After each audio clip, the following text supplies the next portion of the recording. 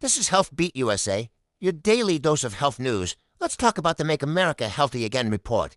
A new draft just dropped, and people expected big solutions. Instead, we got something that feels more like a summary than a strategy. The draft highlights real health problems. It points to the role of ultra-processed foods, pesticides, toxic chemicals, and rising rates of chronic illness in children and adults. It even mentions things like vaccine schedules, fluoride exposure, and medication overuse. In other words, it shines a light on issues many families already worry about. But here's the problem. The report stops at the talking stage. Instead of bold regulations or nationwide policies, most of the recommendations are calls for more research, more studies, and more awareness campaigns. Critics say that's not enough. We don't need another list of concerns. We need clear solutions. For example, the draft mentions pesticides in farming. Instead of banning harmful chemicals or tightening safety standards, it only suggests educating the public and reviewing the science. That might sound reasonable. But critics argue it leaves industry practices untouched and lets companies off the hook the same.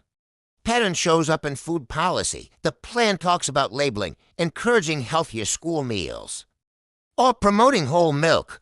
But there's no mention of limits on junk food ads targeting kids, no taxes on sugary drinks, and no rules for additives. Without teeth, the plan risks being more of a wish list than a roadmap. And the timing matters. America is dealing with record levels of obesity, diabetes, heart disease, and autoimmune conditions. Families are looking for leadership, not vague promises. Some experts warn that presenting this report as change could actually slow momentum for real reform.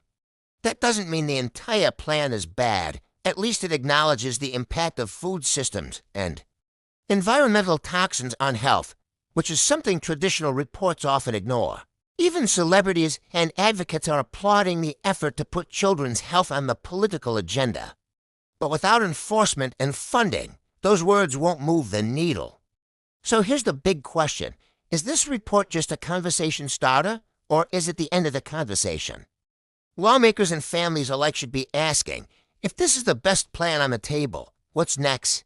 This is Beat U.S.A. Thanks for watching. Don't forget to like, share, and subscribe to stay on top of the health stories that actually affect your life. And in the comments, let me know, would you call this plan progress or just more talk?